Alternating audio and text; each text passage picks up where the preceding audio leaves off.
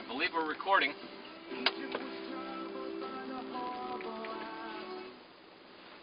This is my 2011 Shelby Cobra. I've tried to devise a more stable camera mount for it. I'd like to be able to record video, just recreational, nothing serious. Upload it to YouTube so that people in various spots of my community can see my car and enjoy it from the inside like I do. Had this car now for almost 6 months, and I'm fairly used to it. Amazingly, I did not realize just how much, after driving the same basic Mustang body for something like 15 years. So I had a 97 back in October of 96. So that puts me like, 15 years driving those bodies, almost, when I bought this one, 14 and a half years. So I was very, very used to the physics of the car. And not just, the ergonomics like of the dashboard and everything, but the actual weight of the car factors in. And this car is much better, much more solid, and much more stable in many ways than the prior SN95 chassis and the New Edge design chassis that came up just prior to 2005. And in a lot of ways, it's taken me a while to get used to it and understand the feel of it. It does matter. If you've been driving the same car for 15 years and you're used to the way it accelerates and stops and slides and the whole 9 yards, getting something new that you want to drive the same way can be a challenge. We're just going to wind it up here a little bit.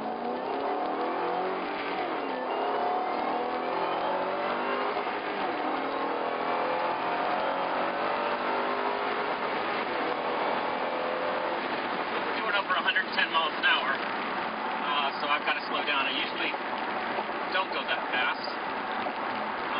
It is definitely a rush, and it's very easy to get up to speed, as you can see. And this car just does it effortlessly. There's literally no lag, and seems to be no limit to the amount of power. The only thing that stopped me back there was the looming fear of death in terms of, wow, if I'm doing 110 miles an hour and I hit something, it's going to be a bad scene. So, I'm actually slowing down and not driving that fast, but it just takes literally no time at all to get into that bracket of velocity in this car, and it can just be the kind of thing you just don't drive this car without the cruise control and without recognizing what it's capable of, because it's just amazingly quick. But on the downside of it, or on the other side of that whole equation, is it is the most civilized Mustang I've ever owned. It handles the best, stops the best. It doesn't, the power, you can drive it civilly without getting into it very easily, and I love that about it. It's not overstated. It just seems to just be there when you want it, kind of thing, and that I really, really love about this car. Let's see, right now we're averaging 15.6 miles to the gallon. That's from me driving around town, maybe every once in a while getting into it. Highway, when I've reset the counter and driven for stretches on the highway, I've gotten as high as 26. One or two decent runs onto the freeway entrance ramp, and you can undo that gas mileage setting so quickly. Yeah, I've just learned to really respect the car a lot, and I've really been enjoying it a lot. It's just something else. And like I said, had it for almost 6 months. Other differences, it's bigger. It's heavier by about 400 pounds than my prior Mustang. It is definitely got more space in all of the cabin areas, the trunk and the passenger compartment. It's tighter, it's quieter. I can't say it rides smoother than the Mach 1 I had, but it's definitely more composed. And It has a very nice shifter assembly, although the shifter assemblies I had put in both my prior Mustangs were short throw kits, and I suspect that I'll be doing the same thing to this car sometime soon, possibly next spring. I just, you know, for the winter, there's just not going to be a whole lot of drive in this car. And right now I'm just driving to work, so I thought I would test my camera mount, get a good look at how things are, and give you an overview of the car. There'll be some more video if this video turns out good. I'll post that as well to YouTube, and we can see how it turns out. Because I should have plenty of opportunity in the next 14 hours or so of driving, because that's what it takes to get from where I'm working to home, to take some nice video shots. May not be audible on the soundtrack whenever we play this back, but when you get on this, really push this car, you get to hear the supercharger, and it's just the most subtle thing. It's like a very low-pitched whine, and we're going to get a chance here because the lights are turning red on me. And you can probably see it rides fairly smooth. It is taut. The other thing about the ride is the tightness of the shock absorbers is such that if there are loping spots in the freeway, this car sort of gallops over them, sort of like you just sort of feel it, you know, bouncing. And I've read write-ups where other car reviewers noticed that exact same condition. But it's only a minor annoyance compared to all of the other positive traits. Here we go.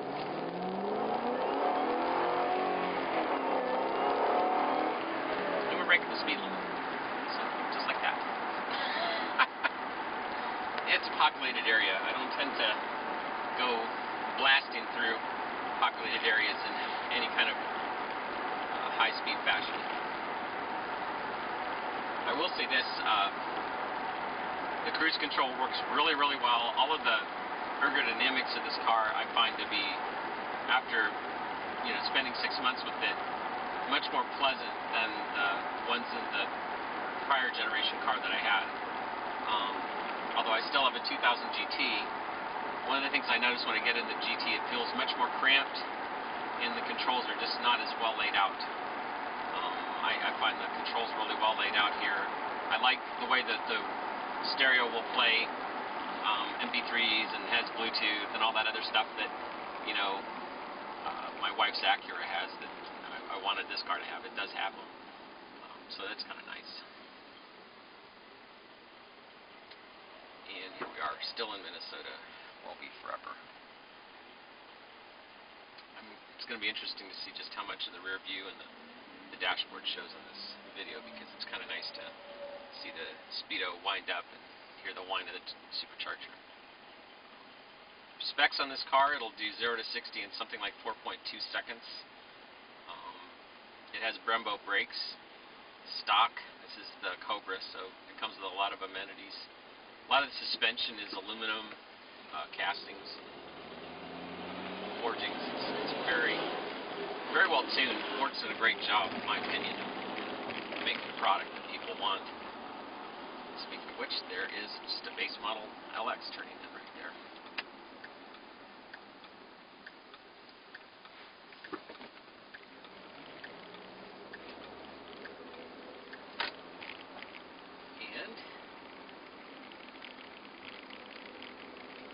This is a Prius getting over double the mileage we're getting right now.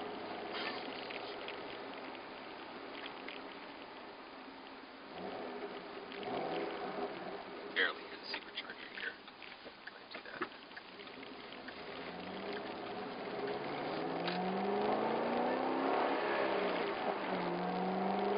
Another thing that's nice about this car compared to the prior generation Mustang that I owned, the Cobra is shipped with a twin-disc clutch.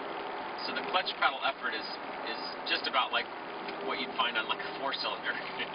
And going from this car, which takes practically no pedal effort, to my 2000 GT is a step, in the Neanderthal age. I mean, you just feel like you're using both feet on the clutch pedal to get any kind of effort out of the thing. Even with the center force clutch that I have in the 2000 GT, which is a lower effort clutch in a lot of ways, but it's still way more effort than this clutch, so it makes it a bit of a pain to drive comparatively. The other thing that's interesting is I find my right foot cramping in this car a bit because I'm using so little pedal effort to drive it. If I'm driving in stop-and-go traffic, I find myself just touching the gas pedal lightly so that I get the engine activity I want, and I find the weight of my foot, in other words, just resting against the gas pedal is more than sufficient to get the car rolling down the road, and so I end up getting cramps in my right foot trying to keep the weight off the gas pedal, which I never had that issue with the 2000 GT. It was more effort keeping the gas pedal down when I was driving it.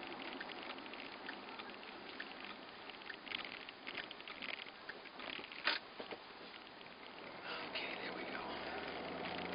I think we're just going to call it a day here.